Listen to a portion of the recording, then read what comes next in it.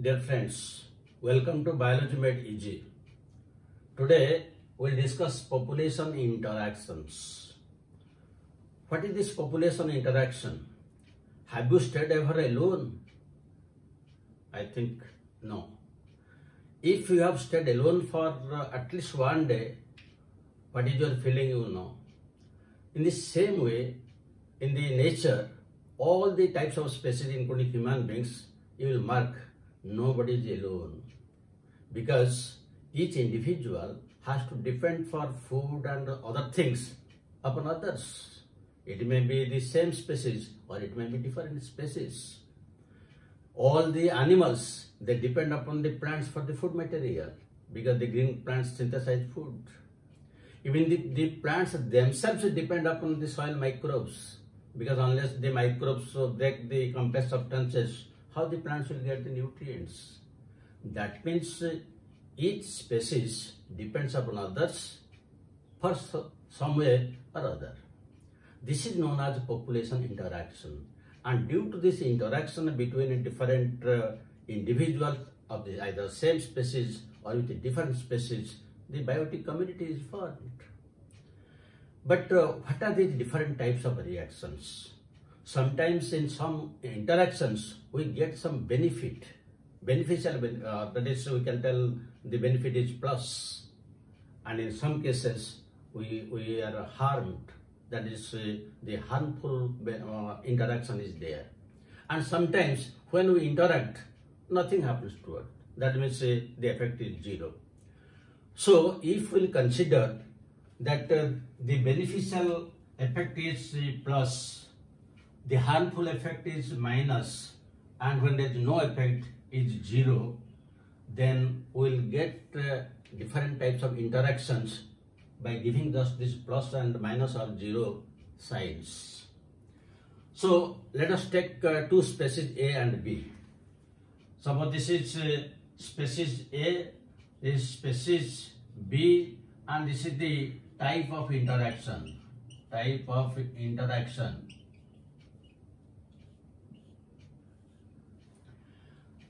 Then suppose during interaction the plus will be benefited, the species A will be benefited, species B will also benefit. That means both are benefited from the type of interaction. Then this is known as mutualism. Then in another type of interaction, species A usually get benefit, species B will also get benefit. This is known as proto cooperation.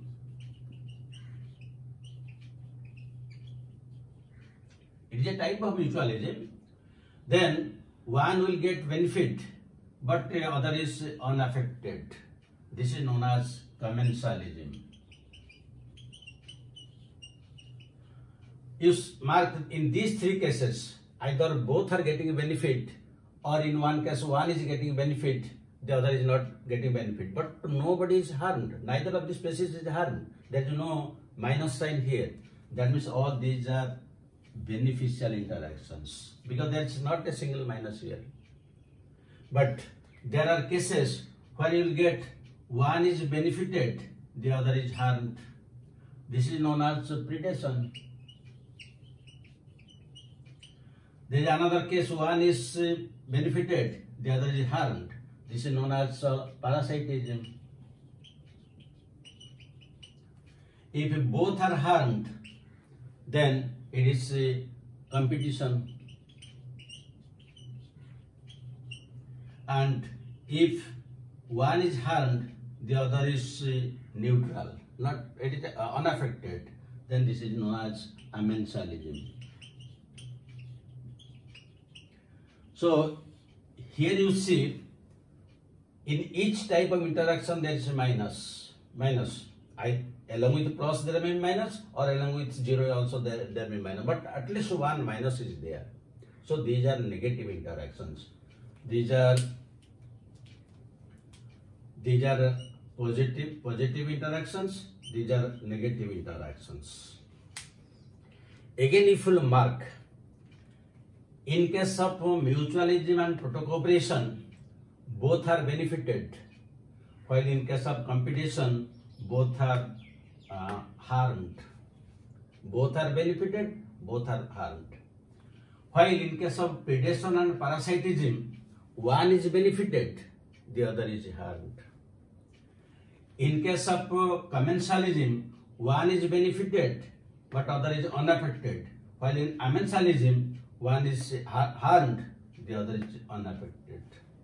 This is the case with all the 7 types of interactions. Now we will discuss one by one. Let us start from this positive interaction, that is mutualism.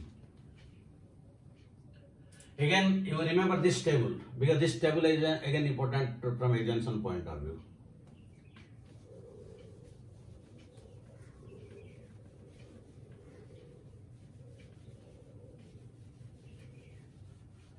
So first we will discuss mutualism.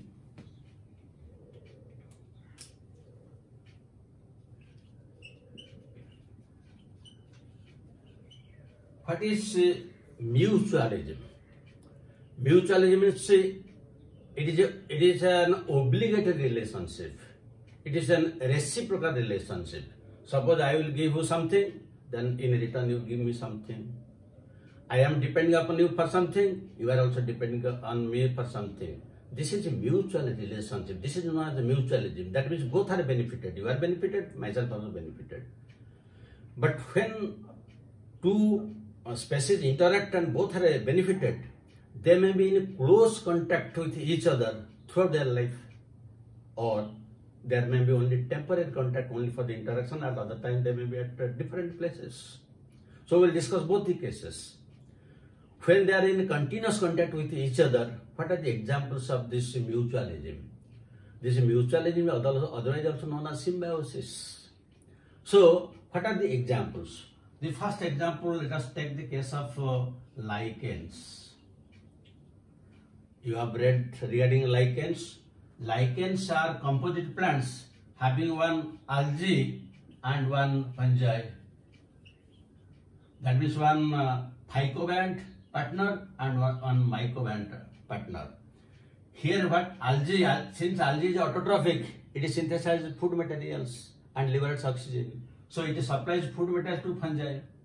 And fungi remains on the outer side of the algae. It gives protection and absorbs water and minerals from the soil, so supplies to algae. So in this way both are benefited. Algae supplies food and it provides protection. And during the reproduction, only the fungal partner takes part. Algae has no role. So this is a symbiotic relationship or a mutual relationship, and throughout their life cycle they are combined together. Then come to the second example. The second example is mycorrhiza. In case of mycorrhiza, the association between fungi with roots of higher plants.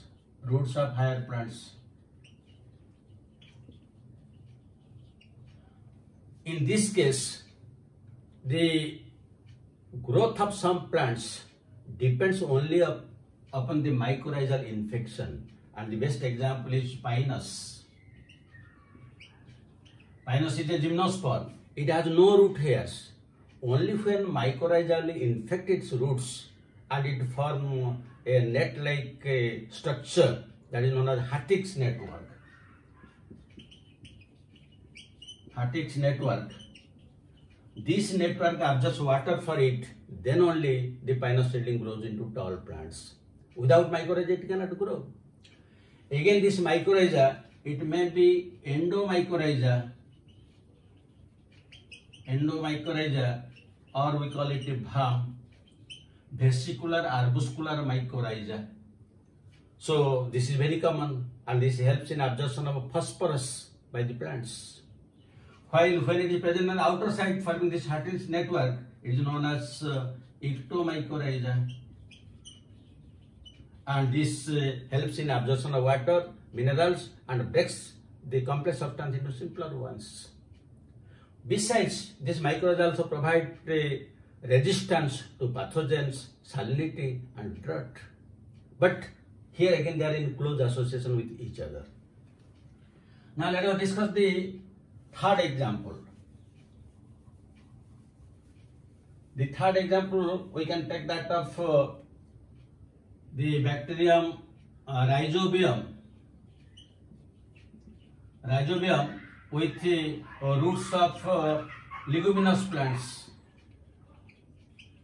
Leguminous plants, they form root nodules, and in the root nodules both undergo symbiotic relationship. So the rhizobium, it fixes a nitrogen, while the roots of leguminous plants supplies it food materials and energy for all this work that will be carried out by rhizobium.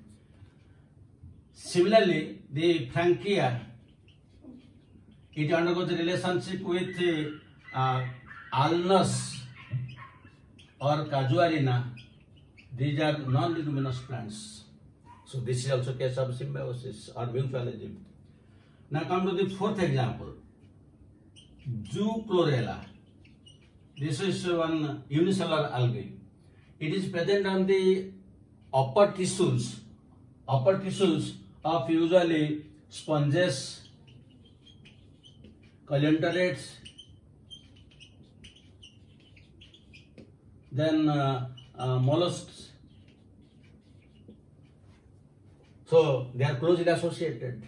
Then the fifth example we can take, the unicellular alga chlorella. It is present in the gastrointestinal tract. Gastrointestinal tract of Hydra. So this chlorella synthesizes food materials and supplies to Hydra, also provides oxygen, while Hydra provides its shelter. So they are in close association with each other. So these are the 5 cases where both the partners are in continuous contact with each other and both are benefited. Now let us give example when their association is only temporary, only for the type of interaction, and other times they are separate. So the next examples are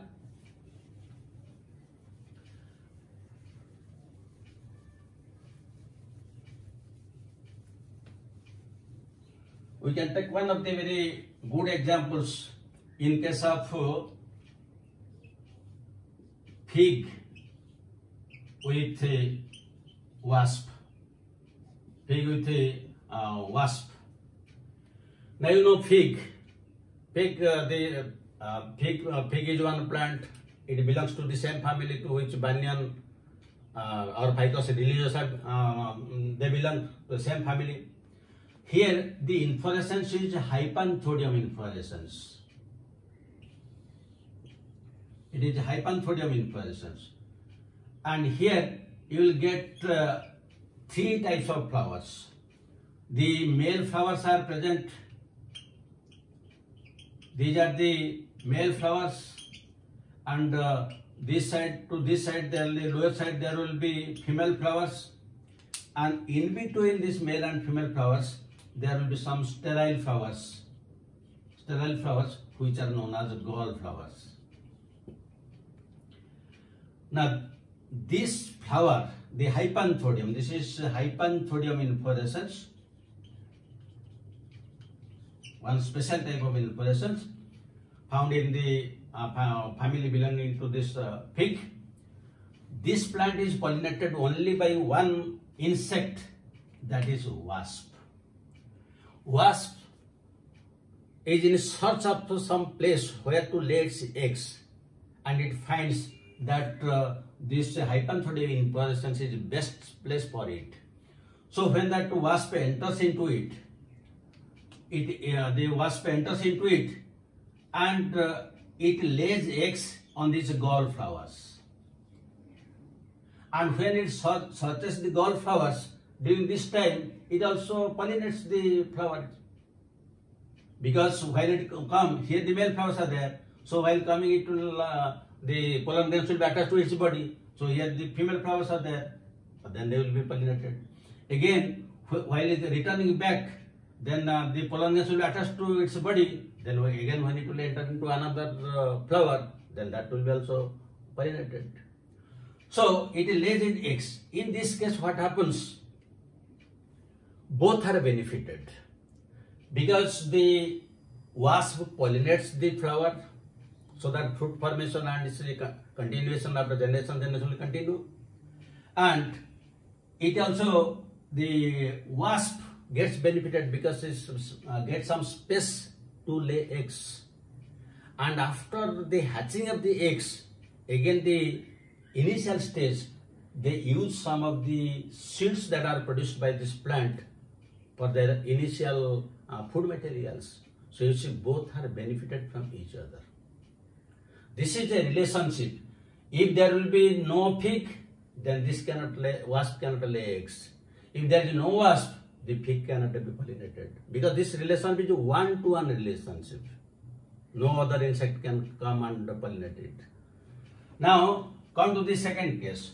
The second case, we'll take the example of again, we'll give, but here I will give you the examples of some cheaters. Very, very important, cheaters. When the plant is pollinated by certain insects, both are benefited. So the plant is benefited because it gets pollinated, the flowers, fruits are formed. In return, it gives something to the insect. And what is that something? Either it provides nectar, or the edible pollen grains, or the pollinators, they may use the fruits, the juice. So both are benefited, and that is the give and take relationship, as I have told you earlier.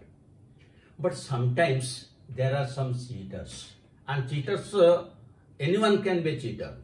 Suppose one case, suppose the insects will enter into the flower, they will take the nectar, they will steal the nectar, you can use the word steal, they will steal the nectar, but they will not pollinate the flower.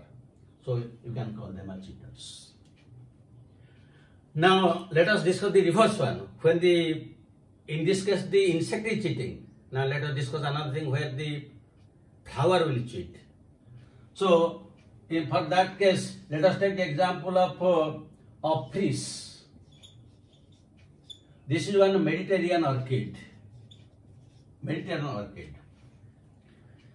In this plant of fish, the petals of the flower are such that it has uncanny resemblance, and particularly this is pollinated by some bees and also bumblebees, or bumblebees. So usually the petal has some uncanny resemblance with the female insect.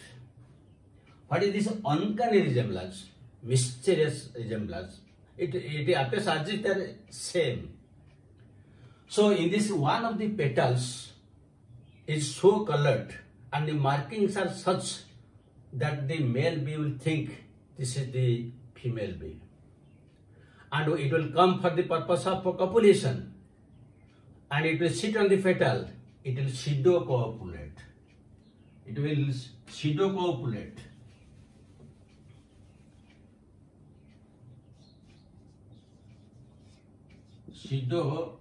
Pseudocopulation. So while pseudocopulating, the pollen grains, will be attached to its body. But again, you see that is only pure a petal. That is not the female insect. So that is why the word pseudocopulation used. Now this insect will go away and this is a case of sexual deceit.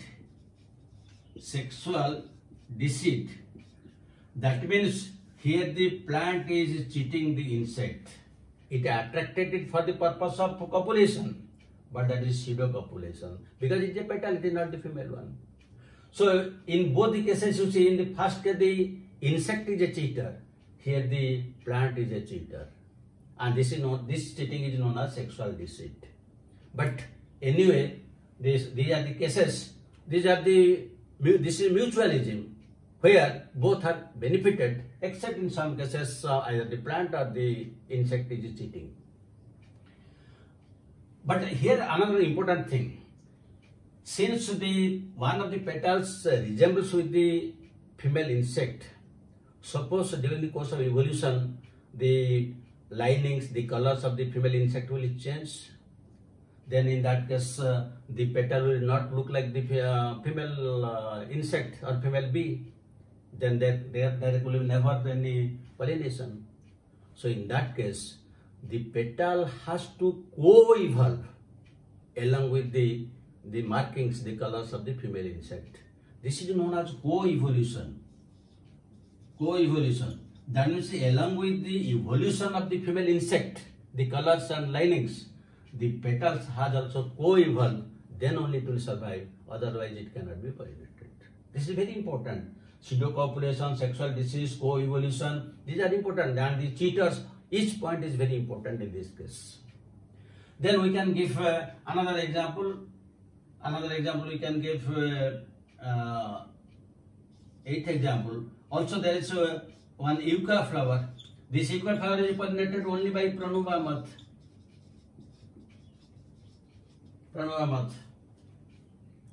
So these are some of the examples where we'll get this. There is a mutual benefit. Both are benefited. Either they are in close contact or they are contact only for the temporary period for the purpose of a particular for a particular purpose. And in this case, for pollination. So sorry. So this is what is known as mutualism. And let us discuss questions.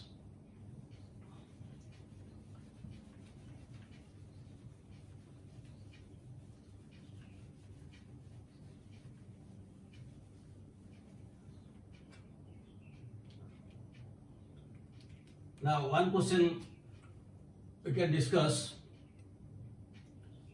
if plus designates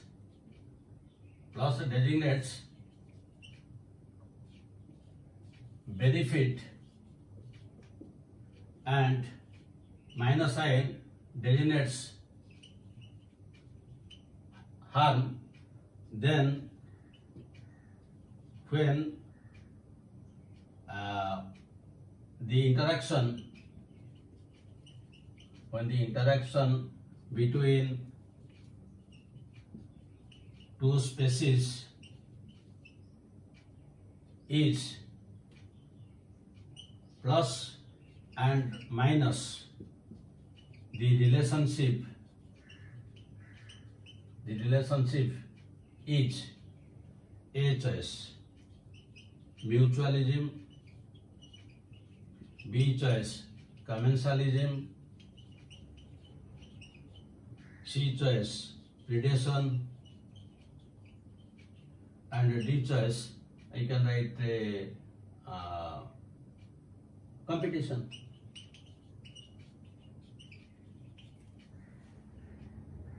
So this is one question. Another question, entire table that I have given in the beginning, the entire table will be given and ABCD will be written, you have to write the interaction. That is also a question. Second question, you can say sexual deceit